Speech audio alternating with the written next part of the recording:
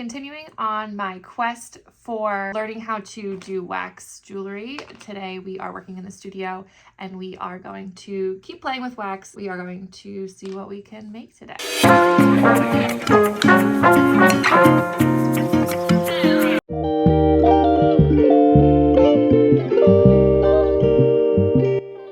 I started the session off playing around with making an organic shaped ring. I love the idea that each one of these is unique, since you couldn't really make the same exact one twice with this melt and pour technique. Plus, they just look so cool to me. But I definitely need to get some better masking tape because the one I'm using is cheap and barely stays stuck to the ring mandrel.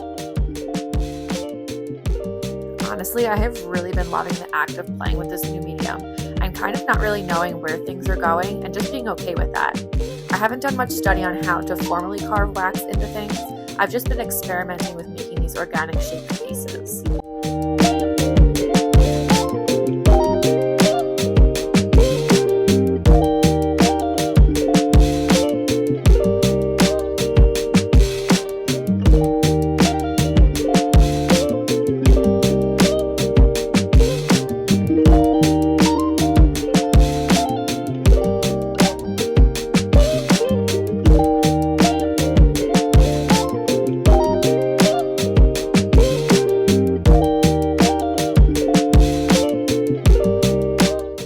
I started getting frustrated by the masking tape for the ring, so I decided to move on to making some shapes. I was creating this hexagon shape, and it started to morph into a pendant for this giant Herkimer diamond.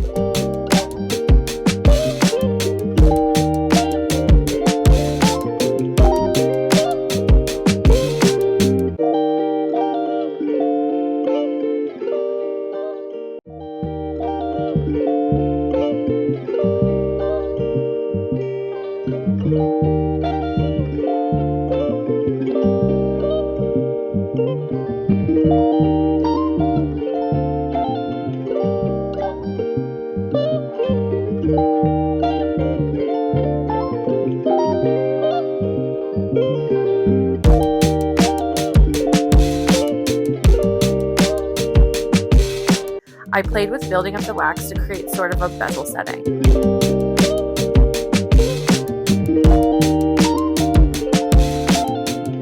Once I built up the setting, I decided to go in with the Max Wax pen to create some texture and add these really cool looking droplets all over.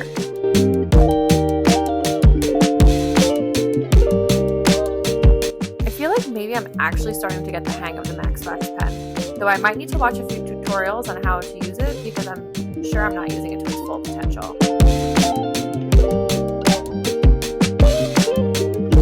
Finally, I broke out the files to smooth the pendant out and give it some shaping.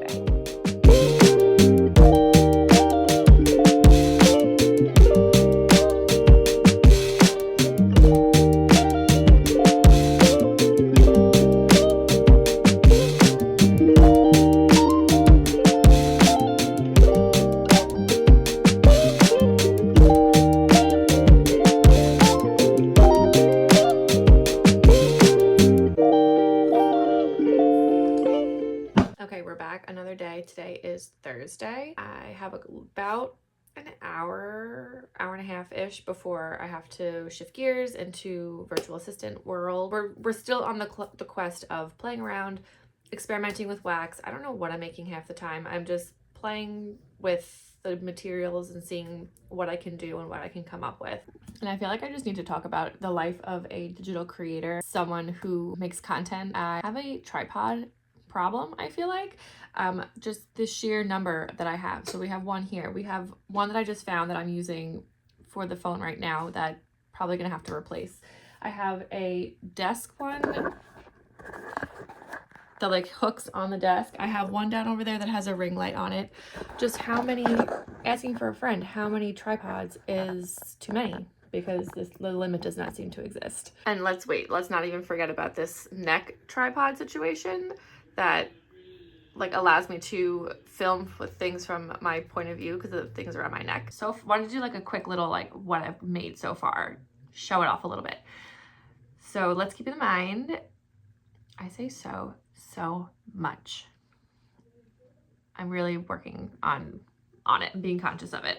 Anyway, keeping in mind that I am starting from zero with working in wax. I don't have any training, just a couple of YouTube videos. I've been having fun learning techniques and like seeing what the wax can do. First, we have this little star charm that I made. It's a little wonky, but it has a moonstone still set in it. I haven't pulled it out yet. And I also made a second one. This one has a prong setting on it and a Herkimer diamond. Then I did this ring that had this, I believe, in it, this smoky quartz. So this is like just a freeform molten style ring. I have since learned that this will probably not cast well because it has some like burned pieces in it. Though if I do sand casting, it probably won't make a difference because sand casting is not lost wax casting, it's different. So wouldn't be able to use this one for lost wax. I also made this ring, another just a simple band in that kind of molten style. This one, another Herkimer diamond with some prongs. Needs to be cleaned up a little more, but one that I just was playing around with, like filing and giving it like a texture. This would just be like a simple ring. And oh, and I think that I felt like this prong setting Herkimer diamond one would be a ring, would be so cute as a ring. I would just like solder a band onto that after it was cast. And then this kind of monstrosity, I don't even know. I was playing around with this gigantic Herkimer diamond. I have a ton of them around, so that's why I'm using them for fun. I did some like of the bubble technique on it. This maybe would be like a necklace, but we'll see. I actually decided that I'm not in the mood to work with wax right now. I feel like I want something more tangible that is going to give me, or at least get me towards an end result of a finished product. That's what I feel like working on today. So I have a few options. I don't have enough time right now to do soldering and forming and the whole thing. So I have some partially pre-done stuff that is like super old, but could be made into something else. So first thing is these like moon posts that I made a million years ago. They are so cute. I don't have a regular earring, but they look something like this when they're on. I was thinking of doing like some kind of drop bead situation, make them dangle. Either that or like beading on the inside. So that's option number one. We can play with that. These are sterling silver hoops that I got from the thrift store for like $5. So could do something fun with that. Maybe I'm stamping these. That could be fun. I don't really do stamping, so, but for $5 to just experiment with would, you know, pretty fun. So maybe we're stamping these and putting a hole and like making a dangle off of that. I don't know. I could spend some time taking this, oh, these earrings that kill me. I made this Gorgesto. Oh, look at this hoop. Are you freaking kidding me? Beautiful. Garnet. It's backwards. You're looking, oh, no, you're looking at the right way. And then I started to make the second one and realized that I was short 3 of these like purpley red seed beads. And it was from an unmarked bead pack that I've had for 10,000 million years. And I don't know the color. I've tried to buy a couple of packs offline to maybe replace it, and none of the colors have matched. So I could take this apart and redo it with another set of beads that I have enough for. So that's an option because I really like these earrings. Also, I have these earrings that I put together or started to put together back when I was going to release the Venus collection, but I'm still like, this was part of my jeweler's block. So I'm thinking maybe you could do some beading on this. I don't know, I'm gonna sit here and think about it for a minute. I was influenced by someone on Instagram to get this super cute hot pink toolbox from Lowe's. And I put all my wax tools in here. most fit, not everything, but like this solder thing, or wood, it's actually a wood burner, but that's what I've been using to do like wax pen stuff. That doesn't fit in there, but everything else pretty much does, so it does its job. And that's what it looks like on my bench. But the view, I actually just realized that if I put it right here, my phone right here, it gives me such a good look, and I don't need that desktop tripod that I just threw in the garbage.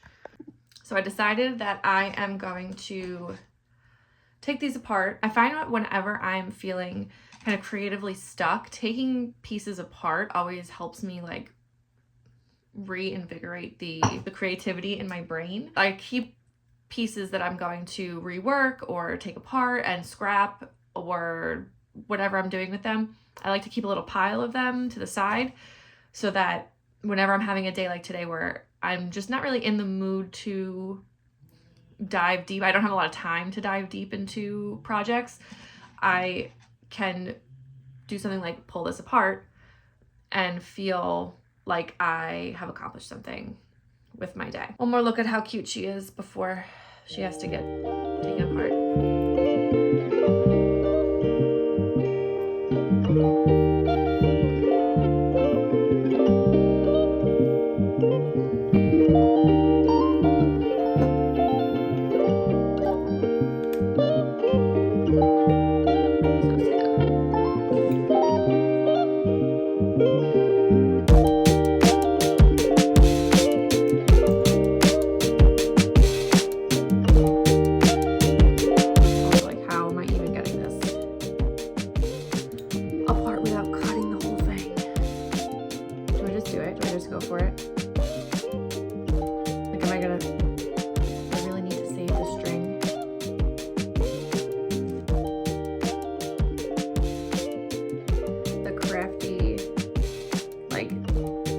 Of everything that to me says yes, you'll reuse the string, but also like this seems like it's more trouble than it's worth. Also, I don't even know where to stick the scissor into.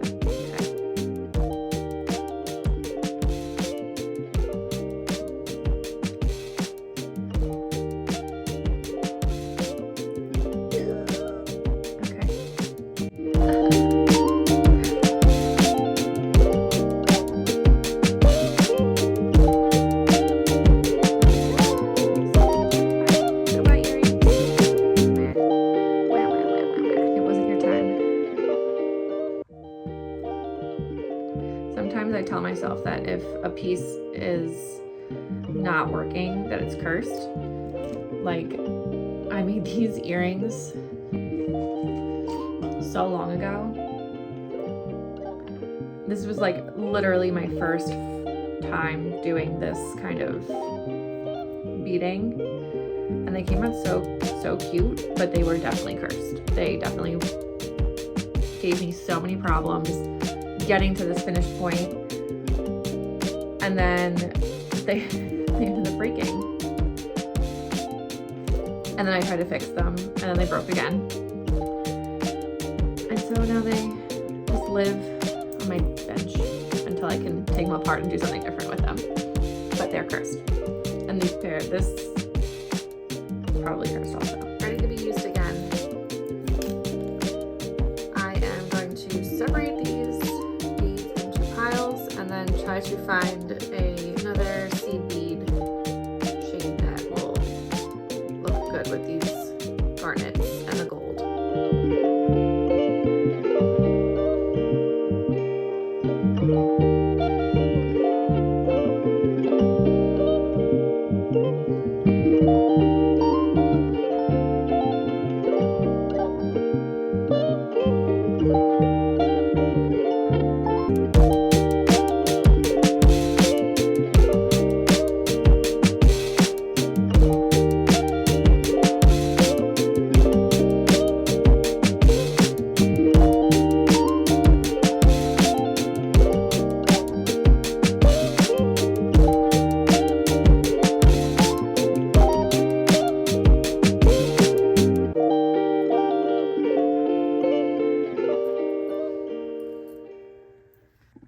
The earrings have been officially taken apart, And I think this is the colorway that we're gonna try.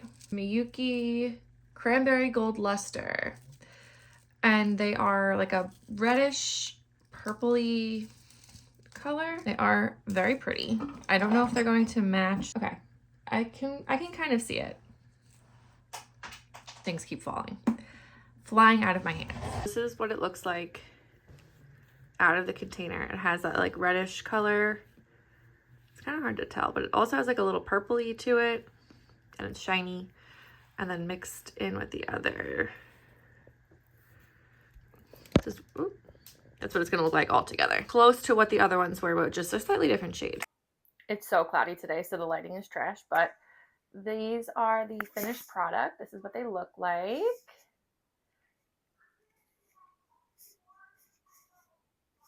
This is what they will look like on. They are definitely for the bold. They are so big, but I love them. I think they came out so cute. I just love a dramatic beaded earring. Thank you guys so much for tuning in. Don't forget to like and subscribe if you are enjoying my video content. It helps me to grow my channel, and I'm so excited to bring you more behind the scenes of Ambi designs and jewelry content.